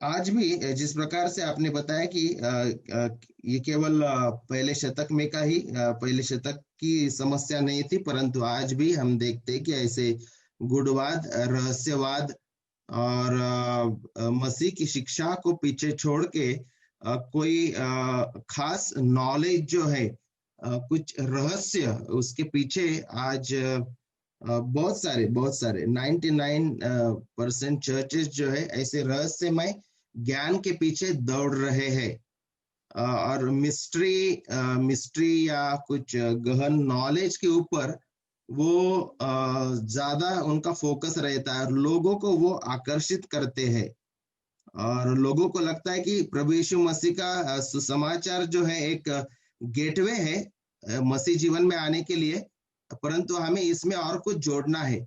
तो उसके ऊपर कोई बता सकते हैं क्या? Is it sufficient, Christ and is his gospel sufficient, और do we need something more to live our Christian life? क्या मसीह और उसके सुसमाचार के अलावा और किसी चीज को जोड़ने की आवश्यकता है क्या हमारे मसीह जीवन में? क्या इसके ऊपर कोई बताना चाहेंगे? भाई नेथन है आज की प्रीचिंग, तो मैं अपेक्षा करता हूं कि वो हमें इसके ऊपर बताएंगे कि मसीह और मसीह का सुसमाचार क्या पर्याप्त है क्या हमारे उद्धार के लिए और पूरे मसीह जीवन के लिए, या हमें कुछ गहन या मिस्टीरियस नॉलेज की आवश्यकता रहती है? मैं इसे पहला पेतरस के किताब से मैं बताना चाहता हूँ। पहला पेतरस उनके लिए लिखा गया है जो अपने जीवन में ख्रिस्ती होने के कारण काफी मुश्किल परिस्थितियों से गुजर रहे हैं। और पहला पेतरस में पेतरस उनसे कहता है कि ये जो कठिन परिस्थिति जो है कहीं दूसरे ज्ञान के आधार पर आप इसका सामना नहीं कर सकते, मगर केवल सुसमाचार के आधार पर ही आप कठिन परिस्थितियों का सामना कर सकते हैं। दरअसल पहले पेतरस के पहले अध्याय में ही वो इन विश्वासियों से उनका उद्धार कैसे हुआ है इसके ऊपर ध्यान दे रहे हैं, ये बताने के लिए कि तुम्हारा वो उद्धार जो है ये इस सुसमाचार से दिया गया है जो आपके लिए काफी है, आपके जीवन के लिए काफी है और आपके जीवन को विजय देता है आखिरकार। तो इसलिए सुसमाचार जो है इससे कुछ ऐड करना या निकालने से केवल नाश ही नाश हो सकता है। हमारे लिए सुसमाचार केवल उद्धार के लिए नहीं दिया गया है, मगर सुसमाचार के आधार पर हमारा जीवन कैसे जिए ये भी हमें दिया गया है। तो सुसमाचार काफी है भाई। बहुत बहुत बहुत शुक्रिया भाई नेतन। तो ये गेटवे नहीं है कि हम मसीह जीवन में प्रवेश करें और फिर और कुछ दूसरी चीजें ढूंढे जो शुरू है, but it is the whole life. Thank you very much, बहुत बहुत शुक्रिया। तो अगर यहाँ पे ज्ञान के बारे में बताया गया है, मराठी में विद्या हा शब्द वापरलेला आहे, नॉलेज अंग्रेजी में इस्तेमाल किया है। तो क्या ज्ञान बाइबल के अनुसार फिर सच्चा ज्ञान क्या है? अगर यहाँ पे एक सूडो, एक झूठा, एक पाखंडी ज्ञान जो है उसके बारे में अगर बताया जा रहा है, तो फिर बाइबल के अनुसार is there real knowledge, the true knowledge, the heavenly knowledge, the knowledge that comes from the above, उसको हम कैसा समझ सकते हैं बाइबल के आधार से? फिर क्या, या फिर is the Bible or Christian should be anti-intellectual? Anyone can answer about this. कोई भी जो है इसका उत्तर दे सकते हैं। बाइबल के अनुसार फिर सही ज्ञान क्या है, और अगर यहाँ पे झूठी शिक्षा या झूठे ज्ञान के बारे में बता रहे हैं, तो क्या फिर मसीह लोगों ने ज्ञान की और किस प्रकार से देखना चाहिए? क्या मसीह लोग ज्ञान विरोधी या एंटी इंटेलेक्चुअल है क्या? तो एक ही में दो तीन बातें हमारे पास है। देखो अभी अनम्यूट किए हैं, शायद बैटिंग के लिए तैयार है क्या कप्तान? ओके ब्रदर नीलेश, हाँ आ जाइए पिच पे। नहीं, वो सही बात है। एक्चुअली ये गलतफहमी है कि मसीह लोगों के लिए some people say it is only revelation that is needed, and they don't understand that as revealed word. Understanding revealed word is very important. To understand the word revelation. लोग कहते हैं कि वो जो मुझे रेवलेशन मिला, तो वो रेवलेशन क्या है कि वो सोचते हैं कि मसीह ने उनको दर्शन दिए या कुछ वाणी सुनी और उनके ऊपर ही सब चर्चा होती है। जैसा अभी भाई ने मेहनत की, जो जो बात की वो रेवलेशन से ही बात की, जो परमेश्वर का वचन है उसको समझाने के लिए मेहनत लगी। वो मेहनत बहुत इम्पोर्टेंट है, और that is very important. Secondly, I would like to just simply pinpoint that the falsely knowledge in KJV, in ESV it is translated as knowledge, in KJV it is translated as science.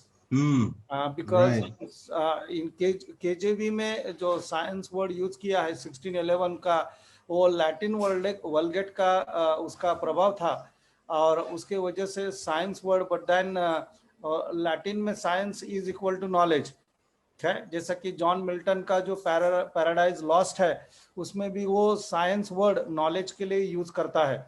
So it's about knowledge. There are two kinds of Greek words that are used used basically in a Bible for knowledge. One is oida and the other one is ginosko. Oida is perception, something that you perceive. Ginosko is something that you gain by study. Okay, so one that is perceived, Bible says our perception has been flawed. म्हणजे जो मुझे ज्ञान ऐसे ही मिलता है, समझ, मेरी जो समझ है वो समझ जो है वो पाप की वजह से गलत है। पाप की वजह से मेरी समझदारी जो है वो गलत है। मैं सही तरीके से नहीं समझ पाता हूँ, चाहे वो ईश्वर विज्ञान हो, जीव शास्त्र हो, भौतिक शास्त्र हो या गणित हो। हो सकता है मेरी समझ की वजह से गलत फहमी जो वर्ड है, गलत फहमी या गैर समझ जो आता है, कि आप मुझे गैर समझ कर रहे हो। Reason is you understand but you misunderstand. So understand basically is there but misunderstanding is what posit. पहला बात आता है उसमें मिसअंडरस्टैंडिंग का। तो मैं ये कहना चाहूंगा कि जैसा भाई मंगेश सवाल उठा रहे थे इस बात के कि ये जो नॉलेज है, ये नॉलेज होना जरूरी है क्या? तो बाइबल खुद हमें study to show thyself approved unto God, workman needeth not to be ashamed, rightly dividing the word of truth. Okay, Bible खुद हमें कहती है कि ज्ञान जरूरी है, लेकिन ज्ञान के साथ में जरूरी है, अभी इसको क्या कहेंगे, नॉलेज एंड विजडम। हिंदी में कैसा उसको डिवाइड करेंगे? ज्ञान और बुद्धि इस्तेमाल किया जाता है। हाँ, तो ठीक है, फिर हम नॉलेज को बुद्धि कहेंगे और विजडम को ज्ञान कहेंगे।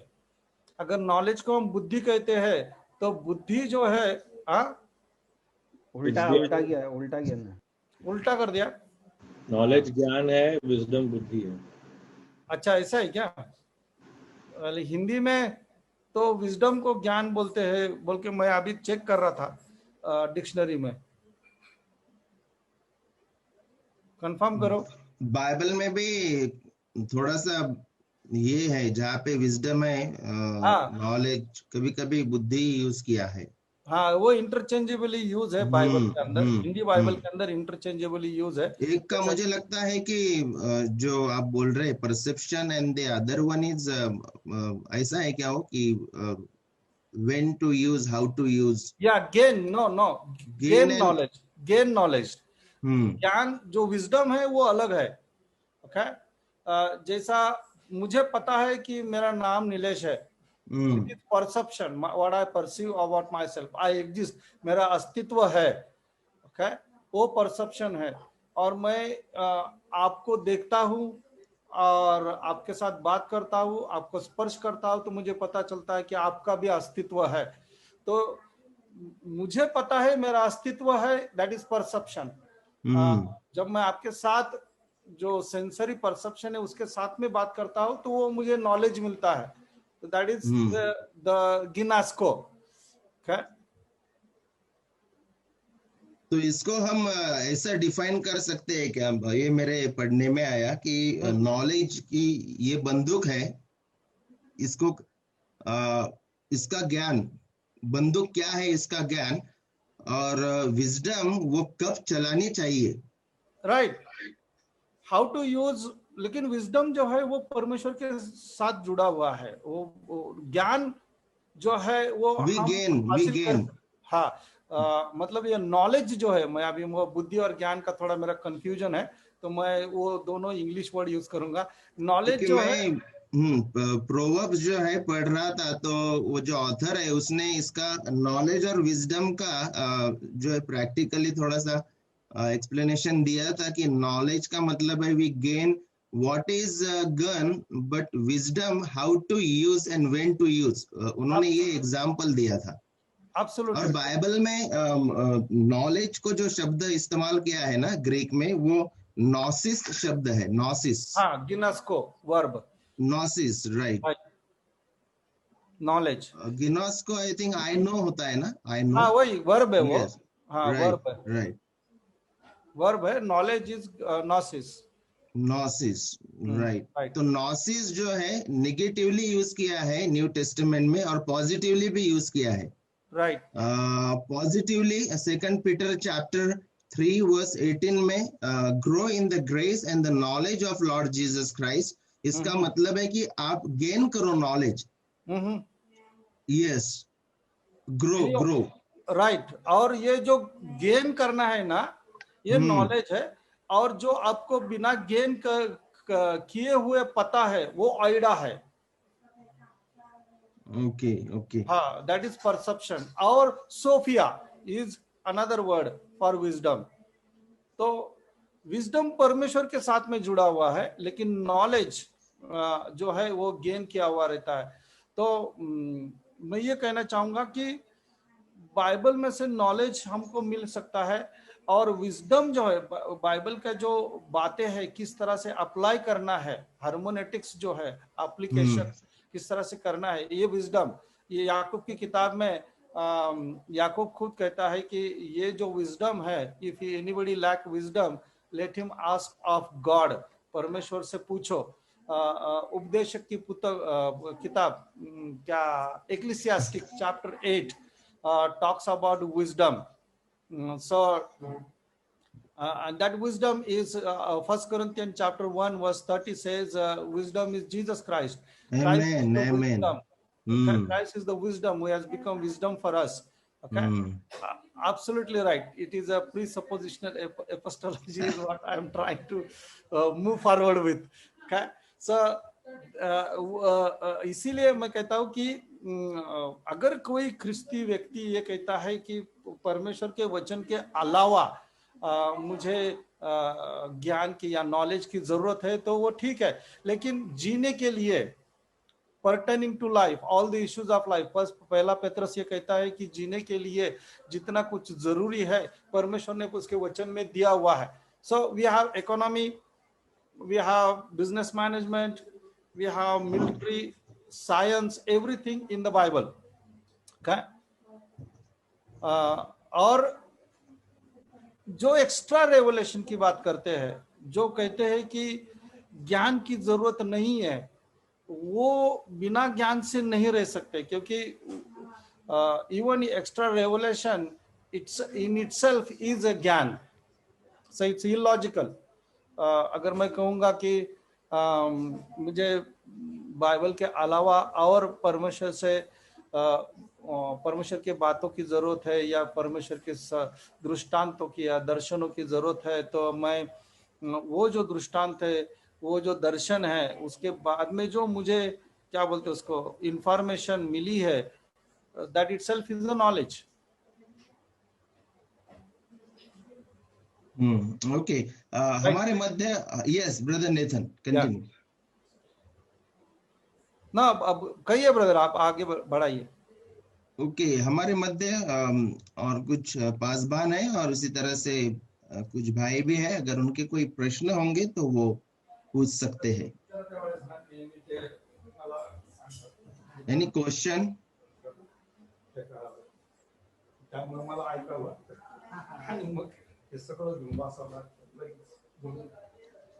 Brother Vineet, brother Emmanuel, brother Arpan, pastor Mark है, मिलिन भाई है, भाई संदेश, भाई रोशन, आपके बहुत प्रश्न रहते हैं ब्रदर। आपके कोई क्वेश्चन है क्या? माझा एक प्रश्न होता. Yes brother. की हे जे अन्य जे ज्ञान आणि नाही का व्यर्थ जे गोष्टी आहेत, त्यामाग आकर्षित होण्याचे काय काय कारण असतील, त्या काळी पण आपण पाहतो आणि आजच्या काळी पण. तर मी विचार करत होतो की हेतू किंवा काय शोधत आहेत लोक, किंवा काय कारण असेल ज्याच्यामुळं लोक जे आहेत अशा अन्य जे ज्ञान आहे त्याच्या मागे लागतात. येस. त्याच अनुषंगाने ब्रदर माझा पण एक प्रश्न होता, म्हणजे whoever is giving answer to that can also answer. Connected आहे का? हा, ते कनेक्टेड आहे ब्रदर. बर. हा, त्यांनी विचारले की कोणकोणते असे उद्देश असू शकतील. माझा प्रश्न हा होता की कोणकोणते असे ज्ञान आहेत that we can separately identify that this is false knowledge. What are those different false knowledge that we can identify and say that this is false knowledge? मला वाटतं एक आजकाल एक माणूस जॉनेथन कान म्हणून जो आहे तो फेमस होत चाललेला आहे. आणि तो असं तो ज्यूइश यहुदी बॅकग्राऊंड मधून ख्रिश्चन झालेला आहे. तर तो क्लेम करतो की त्याला त्याच्या अभ्यासाद्वारे आणि या सगळ्या त्याला काहीतरी विशेष समजूत मिळालेली आहे शास्त्रामध्ये. आणि मग तो लिंक लावतो की आमोसच्या काळामध्ये किंवा योशिया किंवा जे काही जुन्या करारातले राजे जे होते त्यांच्या काळामध्ये जे चाललेलं आहे आणि ते ऍक्च्युली कसं त्याची पुनरावृत्ती किंवा एका प्रकारे फुलफिलमेंट ती आज आपल्याला ओबामाच्या राज्यात, ट्रम्पच्या राज्यात, मग 9/11च्या घटनेमध्ये, 26/11च्या घटनेमध्ये, तर एका प्रकारे तो असा नॉलेजचा दावाच झाला ना, की बाकी सगळे जे आहेत ते शास्त्रामध्ये ते पाहू शकले नाही. पण मला असं काहीतरी गुप्त ज्ञान मिळालेलं आहे माझ्या अभ्यासाद्वारे, किंवा मी यहुदी बॅकग्राऊंड मधून असल्यामुळं मला अजून श्रेष्ठ काहीतरी ह्याबद्दलच माहिती आहे म्हणून. तर ह्याच्याद्वारे काय होतं की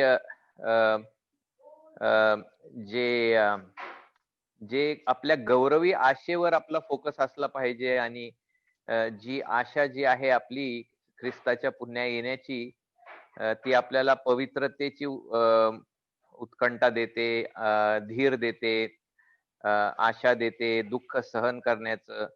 त्यापासून आपण जे आहे ते परावृत्त होऊन मग हे कधी होणार, आणि मग सगळे चार्ट काढतो आपण, आणि ख्रिस्टोसेंट्रिक होण्याऐवजी आपण जे आहे एक वेगळंच सेंट्रिक होऊन जातो.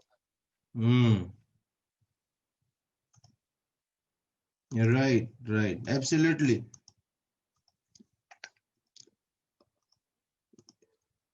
ब्रदर विनीत थांबले का तुम्ही? ओके. नक्कीच तुम्ही जे सांगितलंय ते बरोबर आहे. आज आज बहुत सारी मंडली में मसीह के बारे में और उसके सुसमाचार के बारे में पढ़ाई करने के बजाय एंटी क्राइस्ट के ऊपर बहुत ही सेशन लिए जाते हैं. And people they don't know the basic gospel, but they know so much about the antichrist 666. तो मुझे लगता है कि भाई विनीत जो है उसी के बारे में बता रहे थे. हमारे मध्य कोई है जो इसका जवाब दे सके? जो भाई विनीत इन्होंने प्रश्न पूछा है कि क्यों लोग उनके तरफ इतने अट्रैक्ट होते हैं. और भाई नीलेश इनका प्रश्न था कि ऐसे कौन से तत्व है जिसे हम झूठी विद्या करके बता सकते हैं, या चर्च हिस्ट्री हो या आज हो, जहाँ पे हमें वो प्राप्त होते हैं, दिखते हैं। कोई भी दे सकता है इसका उत्तर हमारे मध्य।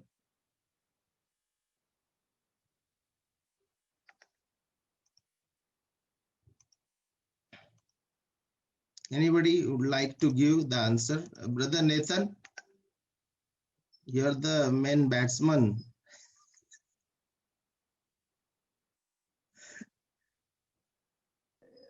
तो प्रश्न क्या है कि क्यों हम दूसरे दूसरे हाँ, चीजों पर why? आकर्षित होते Yes.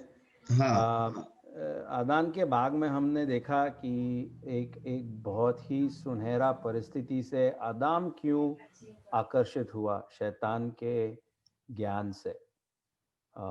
और मुझे लगता है कारण ये है कि हम प्रभु का सुंदरता, प्रभु के उपस्थिति को नापसंद करते हुए अपने आप को प्रभु जांच लेते हैं, प्रभु मान लेते हैं। तो ये एक हृदय का विषय है मेरे हिसाब से, कि हमारा हृदय जो है प्रभु के महिमा के अधीन में नहीं है, किंतु हमारा हृदय हमारा खुद का राज्य बनाने में काफी मग्न है। और इसीलिए आदान से ही हम हमारे राजा के खिलाफ देशद्रोह किया हमने, राजद्रोह किया हमने उनसे। तो ये एक कारण हो सकता है क्यों लोग दूसरे चीजों से आकर्षित होते हैं। अब हमारे खुद के भारत देश में कितने लोग ख्रिस्ती बनते हैं क्योंकि उनका बेटा ठीक हो जाएगा, या फिर उनकी नौकरी लग जाएगी, या फिर उनका ख्रिस्ती जीवन और भी बढ़ेगा अगर वो ये पानी पिएंगे या इनको पैसा देंगे। तो इन सब के पीछे लोगों का स्वार्थ है, इन सब के पीछे लोगों का मन जो है ये गलत स्थान पे है, और प्रभु यीशु मसीह उनके लिए सुनहरे और सबसे अच्छे नहीं है, और चीजों को वो अपने जीवन में लाते हैं। तो ये एक कारण हो सकता है। यस, थैंक यू ब्रदर, बहुत बहुत शुक्रिया। और भाई नीलेश इन्होंने पूछा है कि ऐसे जिसको हम झूठे ज्ञान कह सकते हैं, ऐसे कुछ तत्व है क्या जिन्हें हम लोगों को बता सकते हैं कि ये झूठे ज्ञान है? हाँ, तो ये हायर लाइफ मूवमेंट करके एक हुआ करता था जो सिखाता है कि जब एक ख्रिस्ती बनता है तो वो बेसिकली लाइक बिना रिजर्वेशन का ख्रिस्ती बनता है। मगर एक टाइम आता है उसके जीवन में जहाँ पर वो चंद कठिन परिस्थितियों से गुजरता है, और क्राइसिस मूवमेंट बुलाते हैं उसे, क्राइसिस मूवमेंट, जिसके द्वारा वो फर्स्ट क्लास वाला ख्रिस्ती बन जाता है। और फर्स्ट क्लास ख्रिस्ती बनने से वो कभी अभी पाप नहीं करता। तो ऐसा एक मूवमेंट था, हायर लाइफ मूवमेंट या कैजिक मूवमेंट करके कहा जाता था। अब मैंने ये पूरी तरह से भारत देश में नहीं देखा, मगर लोगों के मन में तो ऐसा है कि किसी भी तरह वो सुपर क्रिश्चियन बन जाएंगे। और जो रोमा का किताब 7वां अध्याय में पौलुस का जो ये है बैटल है, वो नहीं करेंगे, ऐसा लोगों का सोच विचार है। जबकि ख्रिस्ती जीवन है ये रोजमर्रा का युद्ध है, रोजमर्रा का प्रभु के अधीन में होना है, रोजमर्रा सुसमाचार में अपने आप को दृढ़ करना है। तो ये भी एक गलत सोच लोगों के मन में होता है।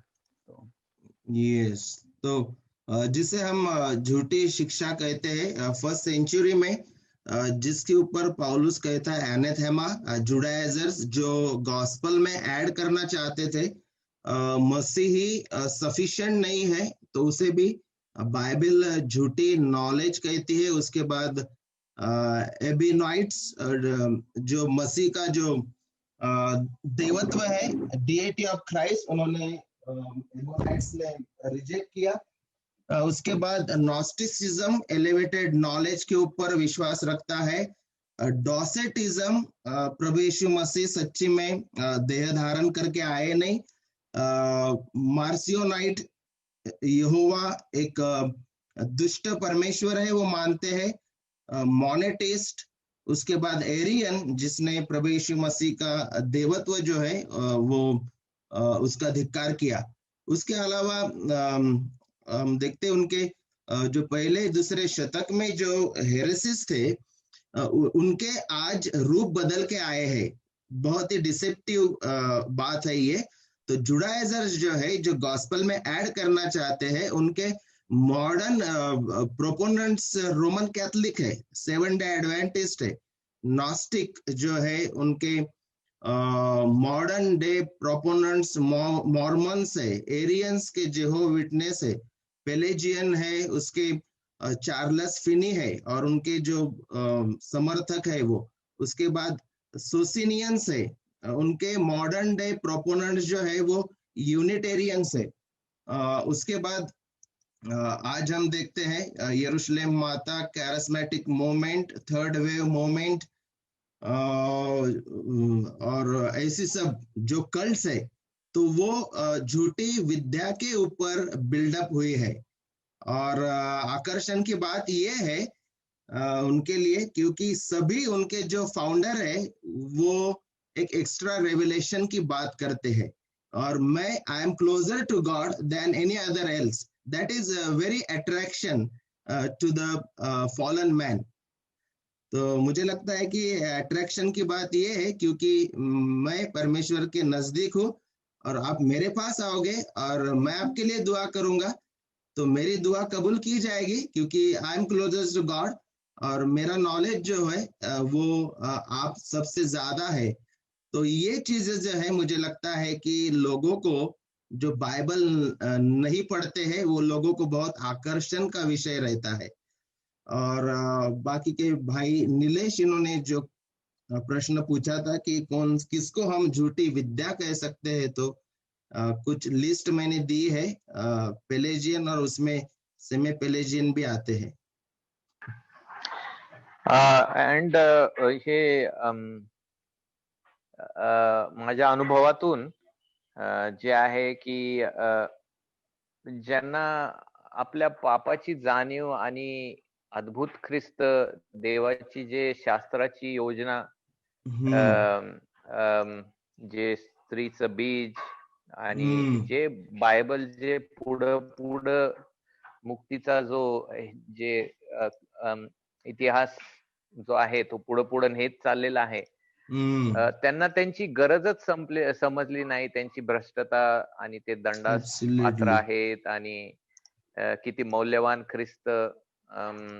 तर त्याच्यामुळं काय होतं की त्यांना जो हवा आहे ते घेऊन ते मग इधर सोशल गॉस्पल म्हणा किंवा दलित गॉस्पल म्हणा किंवा जे आहे फक्त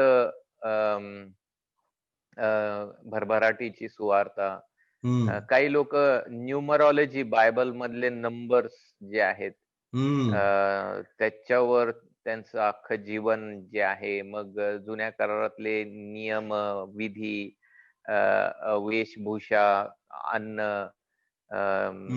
ते जे आहे ते कसं का बरं हे खायला सांगितलं, काय ते नाही खायला सांगितलं, मग त्याचं सायंटिफिक जे आहे त्याचा शोध।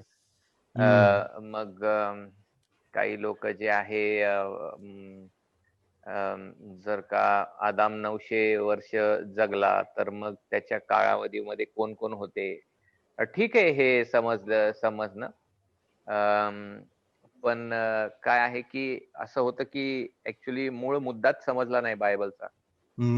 बायबल काय सांगू इच्छितं आपल्याला आणि आपल्याला आपली गरज कळाली नाही आणि आपण कसे दंडाने खाली आहोत। आणि मग काय होतं की मग क्युरिओसिटी जे म्हणतो मनुष्याची जी नाही का, क्युरिओसिटीला काय म्हणू शकतो मराठीमध्ये?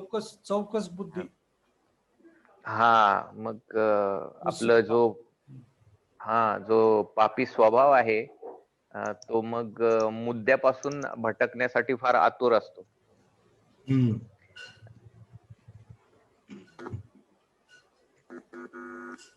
थँक यू ब्रदर अर्पण।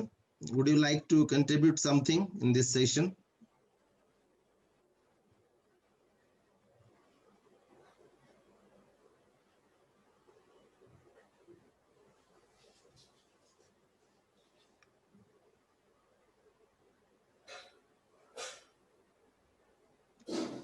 आपले काही प्रश्न आहेत का? If not, then we can close this session.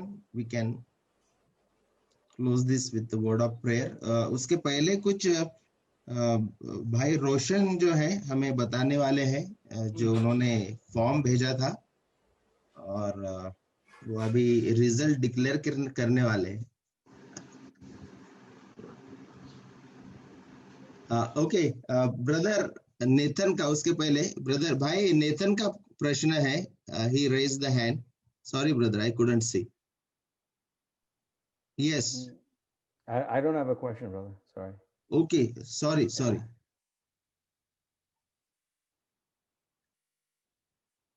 Yes, brother Roshan, you can continue. Right. So जो वोटिंग हुई थी regarding the next set of sessions that we'll have from 2 Timothy, या आगे हम कैसे मिलेंगे, इतना तो पहले डिस्कस किया था कि हम एवरी ऑल्टरनेट ट्यूसडे को मिलेंगे, हर ऑल्टरनेट मंगलवार को. अगला वाला कब होगा अब तक वो डिसाइड नहीं किया, बट किस समय पर मिलेंगे हमने सोचा कि ऐसे 11 बजे नहीं मिलेंगे, क्योंकि जैसे जैसे अनलॉक फेजेस आ रहे हैं, लोगों के रिस्पॉन्सिबिलिटीज बढ़ेंगे, सुबह के टाइम पे शायद बाहर जाएंगे, और बच्चों का भी जो स्कूलिंग है वो इस समय पर होता है. सो वो सब चीज़ें मद्देनजर रखते हुए 3 ऑप्शंस दिए गए थे कि दोपहर को, ट्यूसडे दोपहर को 3 से 4:30, 3:30 से 5 या 4 से 5:30 हम मिले.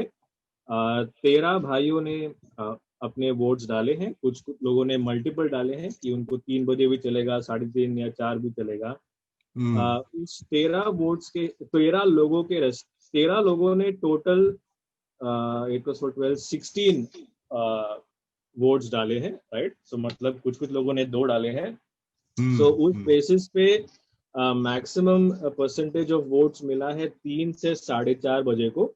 ओके, 8 वोट्स, और बाकी दोनों को 4 मिले हैं, right. So 3 to 4:30 PM is 8 votes, 3:30 to 5 is 4 votes, 4 to 5:30 is 4 votes. So साफ है कि लोग चाहेंगे कि दोपहर की नींद को गवाएंगे और 3 से 4:30 बजे को मिलना पसंद करेंगे.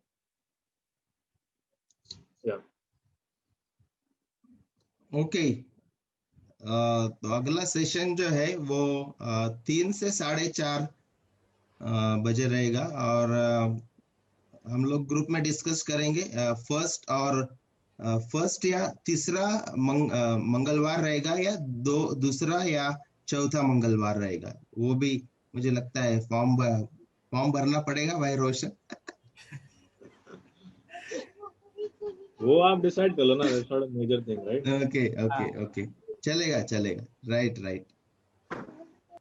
You can post in the group first and third, or second and fourth. Yes, बहुत शुक्रिया भाई नेथन. आपने इस 1 तिमोथी की शुरुआत की थी और आपने ही अंत की है, और हम अप्रिशिएट करते हैं सभी भाइयों का जिसने इसमें सहयोग लिया, श्रम किए, सहभागिता दी. सच में शार्पनिंग एक दूसरे को किया, और क्वेश्चन आंसर और डिस्कशन में बहुत सारा सीखने को मिला. I am blessed by fellowship and by the word.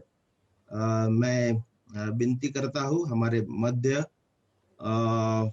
Pastor अर्पण बागची है, वो इस सेशन को दुआ के साथ क्लोज करेंगे. Okay. Let's pray.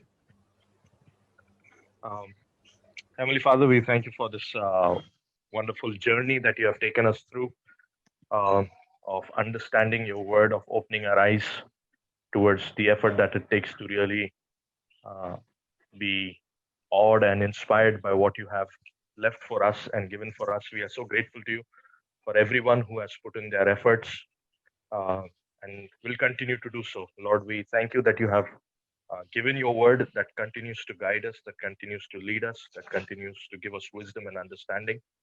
And we pray that, Lord, as we continue on this journey, this is not about us, this is not about who we are, but this is about your kingdom, your truth, and your gospel. So we pray that, Lord, you would continue to use each one of us. We pray for our brother Nathan and his ministry and the efforts that he's put in. We pray that you would continue to be with him, bless him, use him as you continue to do that through whatever he's doing in the college and through his teaching and preaching ministry. We pray for his family also. Your grace and mercy would be upon him, on them, and especially for the kids. That, Lord, as they grow up, they would know you as their personal savior, and Lord, that they would have the grace to spend eternity with you in heaven, Lord. Thank you once again for each one of us and giving us this opportunity. In Jesus' name I pray. Amen. Amen. Amen. brother.